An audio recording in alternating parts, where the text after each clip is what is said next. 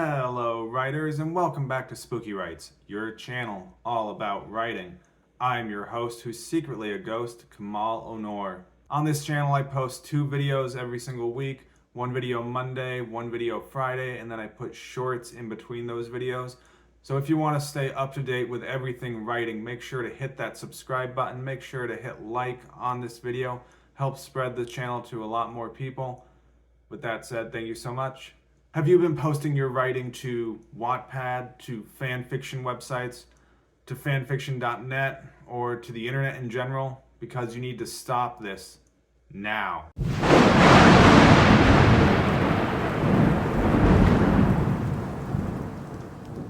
It's the raven's call, the werewolf's howl, the vampire's bite. You search through the woods for safety, but all you find is... Okay, rights. We all want to be... Understand that we all want to be a part of a community. We want to show people what we're doing. We want to prove to people that we're writing. We want to say, hey, this is my writing and this is the progress that I'm making, because writing is not something that you traditionally show to people. It's something that you do behind closed doors, something that you're not actively engaging with others while you're in the act of writing. And so this is one of the big reasons why you need to stop posting your writing to the internet, because you don't need to be looking for those little dopamine hits when you're writing, because it's nice. That's one of the big draws for why people would be why people want to post their writing to the internet, is to get those little hits of dopamine, to have people give them a thumbs up, to have comments that are read, comments that say, hey, I really like this character, or keep going, I'm interested in this story. And it is an immediate, and while this is an immediate response to your writing, it's something that I would recommend that you don't do. This video is going to be talking all about the idea of why you need to stop putting your writing out there on the internet for free, why you need to stop using these websites like Wattpad and other ones that I'm not really familiar with. I'm very loosely familiar with Wattpad, but again, this is something that I recommend that you stop using and stop putting your writing on there. I completely understand the reason why people want to be part of a community. I understand why people want to be posting to these websites. Because writing is lonely. It's a solitary act that you do by yourself in a room, all alone.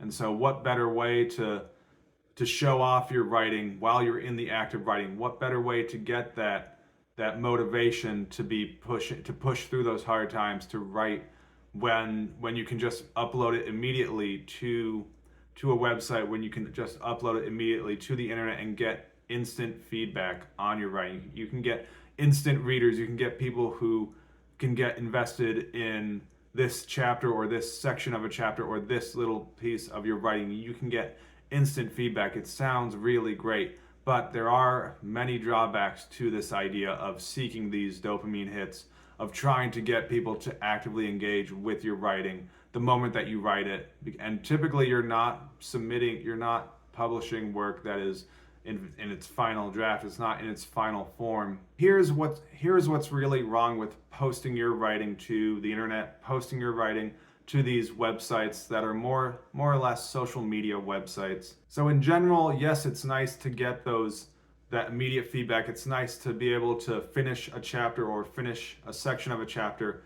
and to upload it and immediately try and engage with random people on the internet, to try and randomly get someone's approval.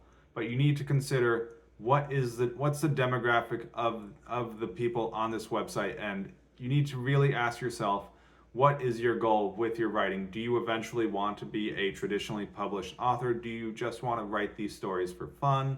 What is your goal, and what's your big picture? What's the long game with your writing? If your long game is you're doing it for fun and you just want to engage with other people who write for fun, by all means, there's nothing wrong with using these websites and treating them like social media. But a lot of publishers out there are going to be wary of work that has been previously published on various websites that have been published in any capacity that you might find. Many publishers will state that if your work has been previously published, even on a personal website or on anywhere that it is accessible via the internet, it's not going to be seen as a first publication. They might consider it as a reprint. If you want your work to be considered for the most number of possible submissions, for the most number of publications that are available to it, it's best to keep this writing for yourself, best to keep this writing behind a closed door, and you need to get into the habit of trusting yourself. This is one of the big things that you need to start to take ownership, is you need to understand that you don't need to be seeking others' validation. It's the same thing. It's very similar to the idea of writing a story and running up to someone and saying, "Hey, read this, please read this story. I wrote this story. Can you read it and tell me what you think of it?" It's very similar to that act, and this is something that you need to eventually get away from. You need to eventually be able to trust your own writer's intuition. You need to be able to trust your own writing capacity. You need to be able to trust your own voice and trust that you wrote this story to the best of your capacity. And you don't need a rando's opinion on the internet. And you don't need a rando on the internet to validate your writing, to validate the fact that you are writing. You don't need those thumbs up. You don't need the act of someone commenting and saying, "I really like this character is interesting." You need to trust your own gut and trust yourself as an author, because many days of writing are ahead, and many of those writing days are you alone in a room. And so you need to trust yourself to be able to present the best story that you can. And again, thinking about what is your long-term goal. Is your long-term goal to be traditionally published? Is your long-term goal that you're just writing these for fun and you just kind of want to put these fun little stories out there? And you need to consider what is your long-term game. Many times when people publish their work to the internet, they're looking for that quick validation. They're looking for that immediate hit of dopamine. And typically it's work that is not yet finished. It's not work that has even been completed. It's not work that you have gone from the very beginning to the end. Oftentimes when people are uploading to these websites, it's part of a chapter. It's a chapter 1, maybe a chapter 2, all the way up to what is ideally in that author's head is going to be a complete novel. And by segmenting your work, it sort of forces you to kind of keep along the path that you have started from the beginning. And the beautiful thing about writing is that you never show anyone your rough drafts. No one ever reads your early drafts. And this is one of the big reasons why it's so important to keep your writing to yourself until you write the end, until you reach the final point. Because I've written novels and I've written stories that I get from point to point. I get from the beginning all the way to the end, and I find that I need to change it because the story is not what I had originally predicted it to be. It's not the story that I thought it was, and I need some time to ruminate on it. I need time to edit and draft this story to be more in line with what the story wants to tell itself as. And if I'm just immediately putting work up onto the internet and I have all these chapters that are leading up to a certain climax within the story, and it's no longer the climax that I've predicted, it's no longer the climax that I want the story to be aiming for. If I'm midway through my project and I go back to chapter 1 and I'm saying, this is not even my protagonist character. This protagonist character is no longer interesting. This protagonist character needs to be changed. They need to be altered.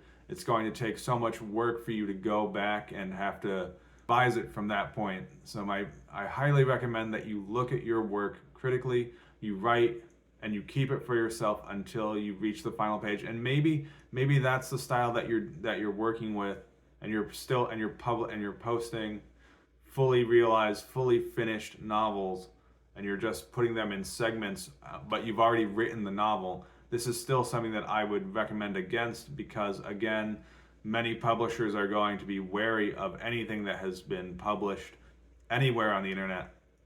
And the big reason again is publishers want to typically have first publication rights. And if your work is already available for free on the internet, why would anyone want to pay for your work?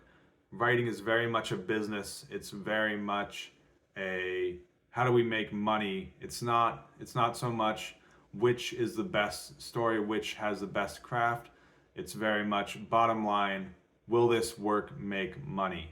Maybe you're simply posting your writing to the internet because you feel that the gatekeepers, you feel that the dreaded gatekeepers, the editors and publishers just don't get your work, and you feel the only way that you will be able to get your work in front of people is by posting to these websites, by posting them to the internet yourself. And it's a form of self-publishing, and you need to very much consider, what is your overall goal? Do you want to just post your writing to the internet for free? Do you just want to have it there so that people can look at it and maybe give a thumbs up and say, oh, I like this story?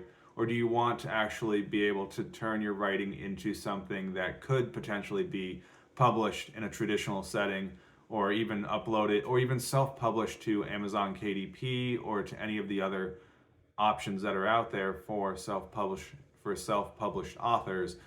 I don't think just posting your writing to a website like Wattpad, to fanfiction.net, or whatever else is out there. I don't do a lot with those websites. Just I know that there are numerous websites out there that exist, such as Wattpad being the one that I'm most familiar with.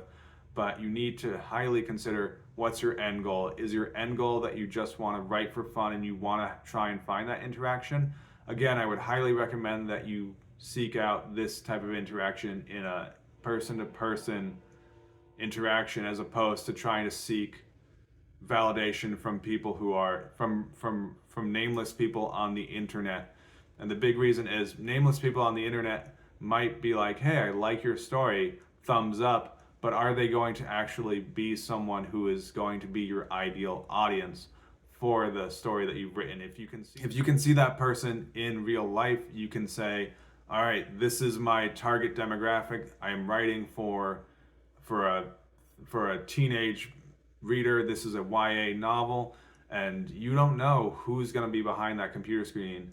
And also, the other big thing that I would recommend against is the idea that you might be writing the best work that you possibly can. You might feel like you are writing your best writing, and you're uploading it and publishing it to these websites with all the best intention in the world, and it might just not resonate. It might not get the views, it might not get the reads, it might not get any of that instant dopamine hit validation of thumbs up and likes and hearts. And this would potentially lead you to think your writing isn't good. You might think, oh, my writing is terrible. I'm not resonating with a certain audience. I'm not resonating with the internet. The internet doesn't approve of my writing. And this could lead you down a bad path of self-doubt. And if you keep your writing for yourself, which I highly recommend you keep at least some amount of writing for yourself, it will allow you to, later on down the road, you might be thinking about a story that you wrote 2-3 years ago and go, I remember I wrote some story and I'm ready to revisit it. And when you revisit it, you can make it that much better. I have writing that I have kept on my hard drive for years and years, all the way back to when I first started writing.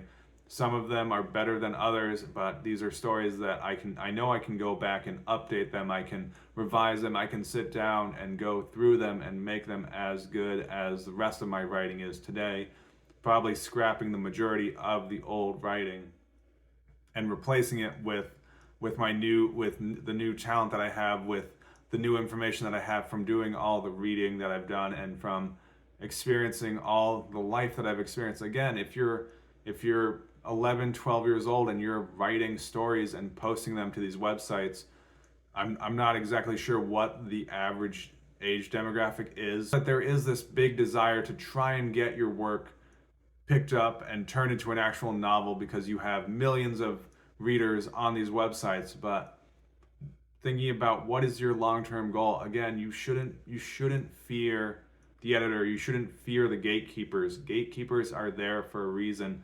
They are there because they expect and they want to see your best writing.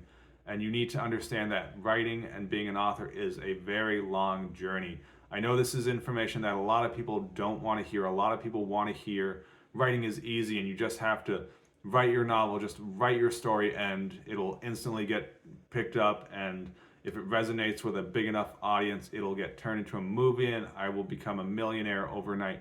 It doesn't work like that. I hate to be the harbinger of truth, but someone has to do it. So in order for you to keep your writing for yourself and not present it before it's actually ready and it's perfected and your entire piece is done and it's in its final form, it's finished and to the best of your ability.